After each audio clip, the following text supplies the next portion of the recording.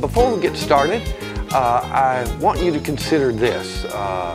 I'm a color-oriented painter, and I've found that those grays complement the color very nicely, but all moods in painting are not colorful. Sometimes I go places to teach, like Maine or Oregon, the coast of Oregon, or Boone, North Carolina in the morning sometimes, where the colorful statement destroys the mood of the scene. You can't paint Maine the way you paint Hawaii. And so I'm using the same colors of grays that we talked about, and I'm going to mix them in just a minute.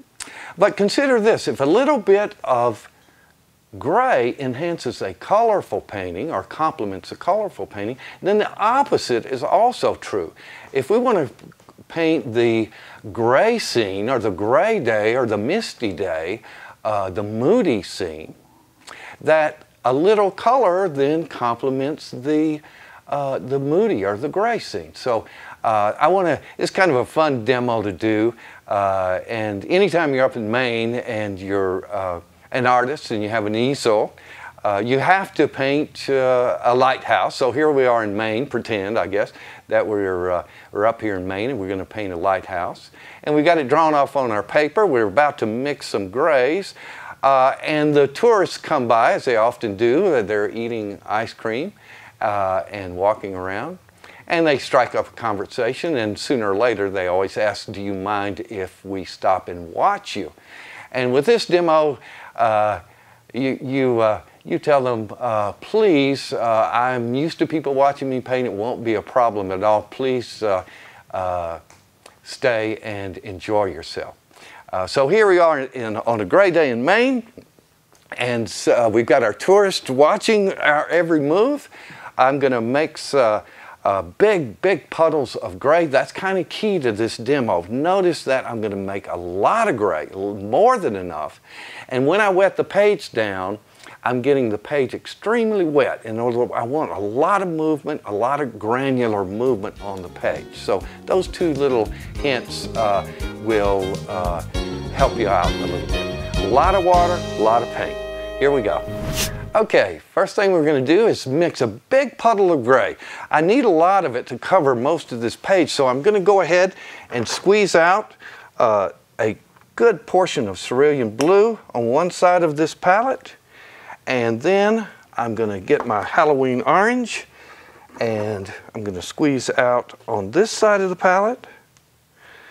And then we'll just take a 1.5 inch, this Robert Simmons, and I'm mixing loads and loads, lots and lots of cerulean blue, a lot of water, a lot of pigment, swirling it around. Want to hit that gray right in the middle, and it is, as I said, it takes a minute or two to get the right mixture, so be patient, and maybe have a little test page if that helps you to get right in the middle of that mixture. It's getting close now.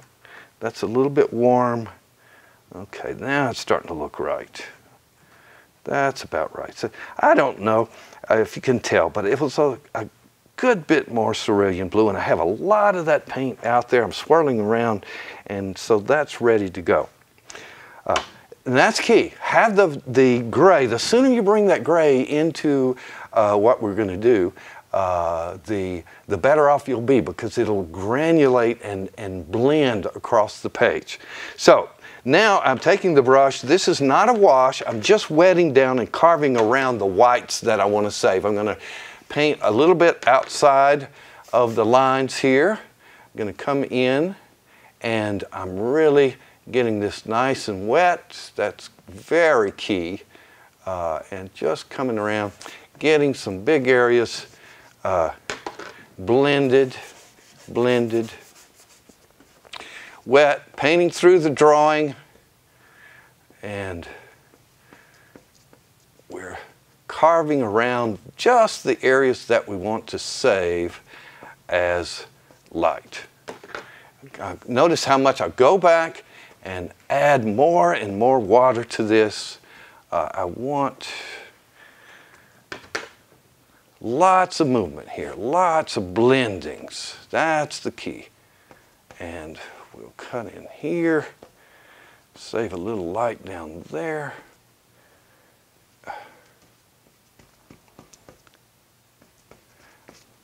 And now we'll drop this down below.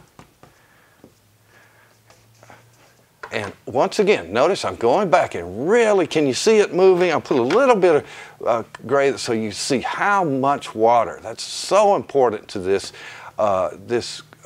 gray painting that we're going to paint.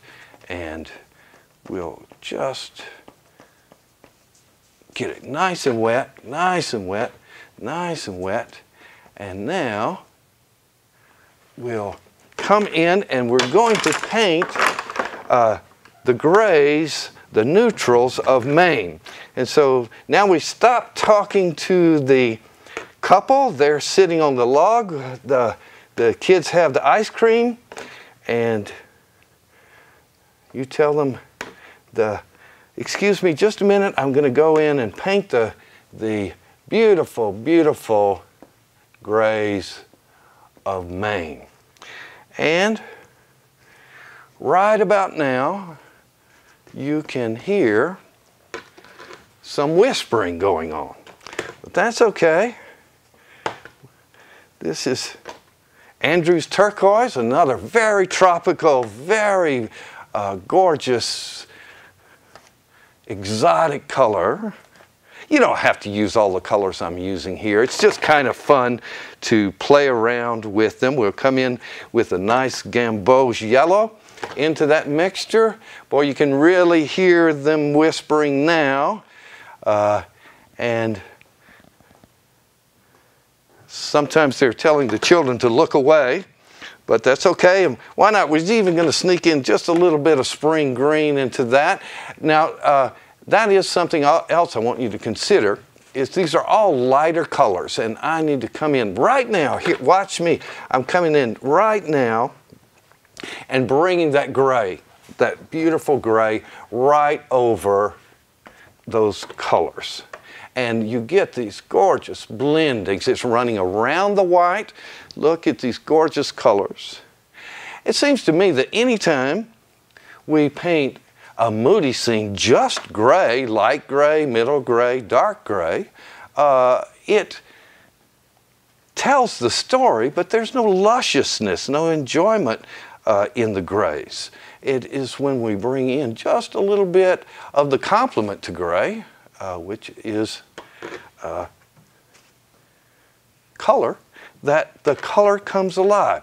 Now I'm going to pick up, as I often do, and let this blend in different directions here, and we'll get even more of these blendings occurring. So I'm going to just pick this up and let it run this way a bit, and let it run different ways, different directions. This is what I call granulation. We're mixing the color on the page. And now, look at that gorgeous, gorgeous gray. But if you look into it, there are little nuances of colors being found all throughout the gray. So it's not just gray. There's a hint of beautiful color in the grays. I'm going to come in and soften a few edges and let it dry just a bit. And then we're not switching over to the darker grays yet. We're going to come in with the next stronger mixture of Halloween Orange and American Journey, and we'll start to bring the subject matter to life. But before I do that, I'm just going to come in a few places. The lights are working well, but they seem to be a little crisp, a little hard-edged. So we talked about that earlier. I'm coming in while it's wet and taking that hard edge off of there, letting that be a blended edge instead of a hard edge. And we take that off. There we go. And maybe a little bit of a light there. And we'll take some of that hard edge off here. We'll let that come back over this way a bit. And I know rocks are hard edged, but still it it takes that cutout look, pasted on look off when we go back and relax an edge. Almost always I want to give the viewer some way to get out of the shape with a soft edge. All right, I'm going to stop and just dry it off just a little bit, and we'll continue.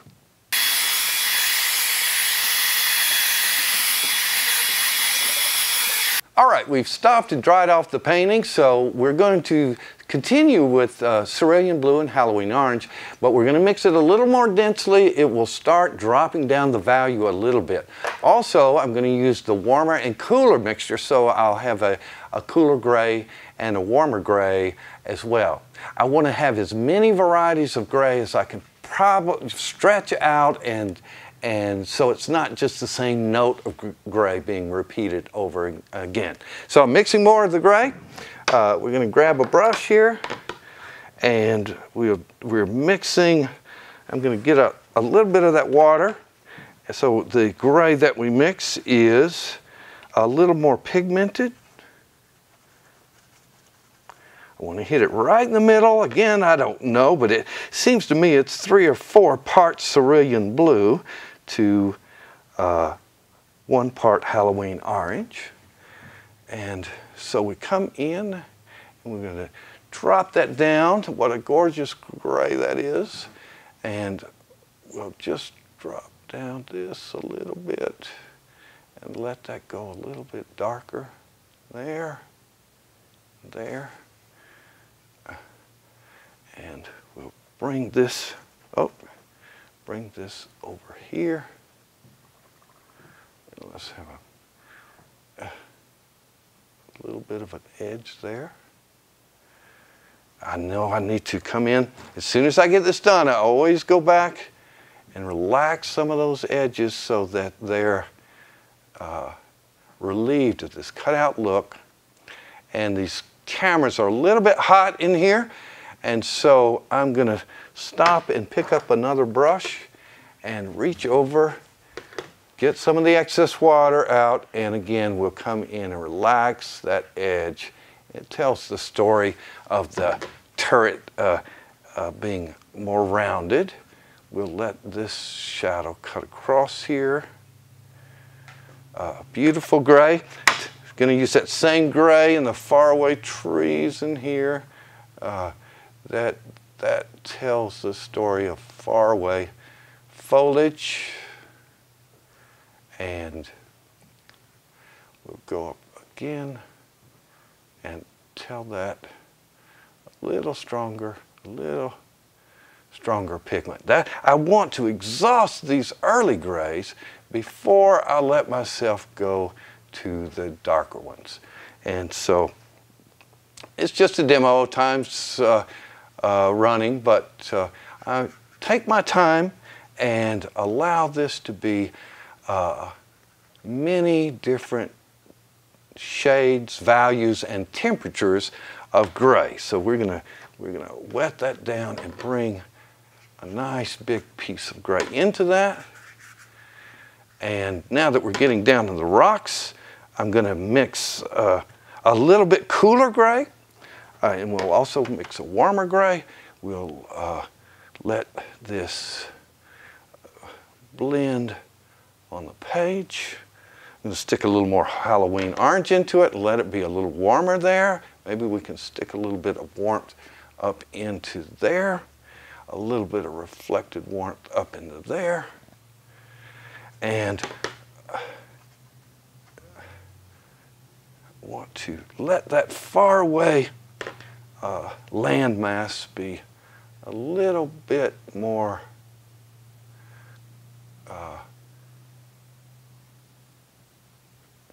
accentuated with the cooler grays there. And now we're getting down in the lower area. And I'm just jumping back and forth in mixtures of Cerulean Blue and Halloween Orange, and trying to get some good variety in the grays here. a little warmer in here. A hint of the action of the water. I guess I should jump over a little cooler in there.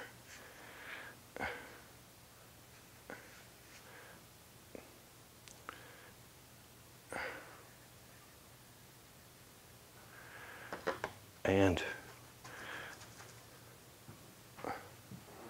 we'll let that tell that story. I like that little warm gray there on that rock. I'm going to accentuate it a bit more. I'm going to wet this down and let that blend a bit warmer, cooler. These rocks down in the bottom a bit stronger, a bit warmer perhaps. We'll bring it in warm, maybe let it change back to cool in there. Darken it up just a bit, just a bit. As many varieties of gray as we can get. Let's let that go back warm in here. Not sure about that water. Uh-oh. Okay. I am now going to switch over. Probably in the studio where I had plenty of time, I might let this dry again and come back with a third layer of this a lighter mixture of gray. But I'm going to go ahead and put that brush down and come over to my palette and mix we're switching over from the lighter grays to the darker gray. So that is the mixture we mixed before of ultramarine blue and burnt sienna. I'm watering it down a bit and coming in, as the trees come a little bit forward, we're going to tell that story by letting this go a little bit darker. It brings it closer to us. It's blending on the page. We're telling that story as well. And that makes it a bit more three-dimensional there. That seems dark, but believe me, it's not. It's just the next darkest thing. And once we get that in, I want to take my time and just have as many varieties of value, warmer and cooler grays, as I possibly can get. It's going to sneak through a few edges. That's okay. We'll pick it up and kind of dry it off just a little bit. And we're going to bring that on down. I'm going to stick in a bit more burnt sienna into that mixture. And so it's going to be a bit warmer here. And that's a warmer gray, a little darker warm. We'll put that in. Maybe let it go a little warmer in the lighthouse. I guess if you're in Maine, it's a state law. If you're an artist, you have to paint a lighthouse. They check you on the way out and see. If you've got an easel in your car, they want to see a painting of a lighthouse. And, was that funny? I didn't think so either, but I appreciate the thought.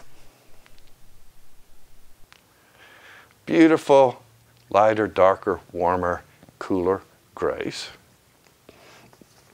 Now I'm thickening up the paint just a bit more. I want to tell this story of what's going on up in there a little bit.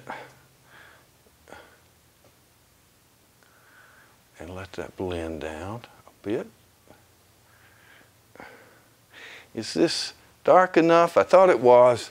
I'm going to just bring one more wash over to that side of it. I hate to lose that light gray. It was pretty, but I feel like that needs to be just a value stronger. And soften that edge a bit more. And as I said, in the studio with plenty of time, I believe I would probably stay with these middle value grays a little bit longer than I am. But I'm going on to the darker grays now, and we'll tell that story a little bit. And I try to stretch these grays out just as much as I can. Warmer, cooler, lighter, darker. The more variety here, the better. So I'm coming in. We don't need to stop again. We're just mixing a more dense mixture of that cerulean blue and Halloween orange. We're going to begin to work mostly in the body of the work now. I don't want a lot of darks out on the side.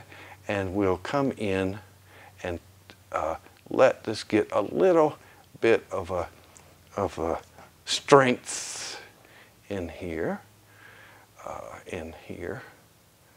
Maybe a little darker. That'll pull this tree forward a little bit. It's not really dark. It's just the darkest thing on the page. And now let's come in and warm it up so that we have those neutrals, and we also have a few warm rocks to play against it. Again, I know I'm repeating myself, but I think it bears repeating. I want variety, the word variety here. As many changes in temperature and value, warmer, cooler, lighter, darker, seems to me the better off we are. And let's warm you up a little underneath here. Probably need to stop and soften a few edges.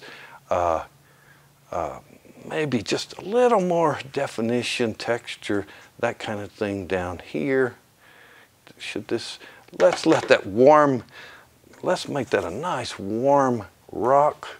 Lots of burnt sienna in there. And maybe we'll play it against the cool in the turret as well.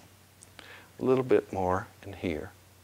And then we'll let that gray turn from a very warm gray into, well, and I want it to be a little cooler than that still, into a cooler gray. So we can play those side by side.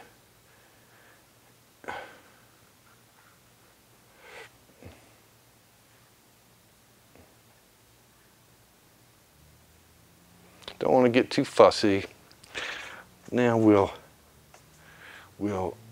bring in a few darks. Dark grays, they're gorgeous, but they're very demanding. And so I'm mixing a dense mixture of these ultramarine, burnt sienna, just coming in and touching in a few darks. Don't fall in love with them.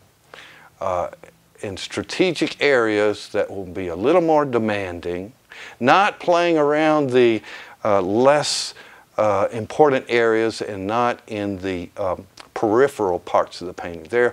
These rocks are nice and dark, only in, on, and around our center of attention. So that tells that story a little bit better. So these wonderful, beautiful, colorful grays are mixed with just a couple of colors. A lighter and darker warm and cool, a darker warm and cool. Ultramarine blue and burnt sienna. And it's got to be American Journey. Cerulean blue and Halloween orange will give you a beautiful variety of gorgeous grays that can be enhanced and will enhance any colorful painting. And then when we're painting the moodier statement, we sneak in a little color, scare the tourists, and have a little fun with them. And the little hints of color make the grays come alive. Thanks for joining me here at Cheap Joe's, and it's always a pleasure to be here. Joe and Linda have been friends of Martha and I for many years. And I want to thank Jim and Mona Lisa. They're behind the camera right now, babysitting me through all of this. It's always a pleasure. I hope to see you again. I hope this helps you. Take care.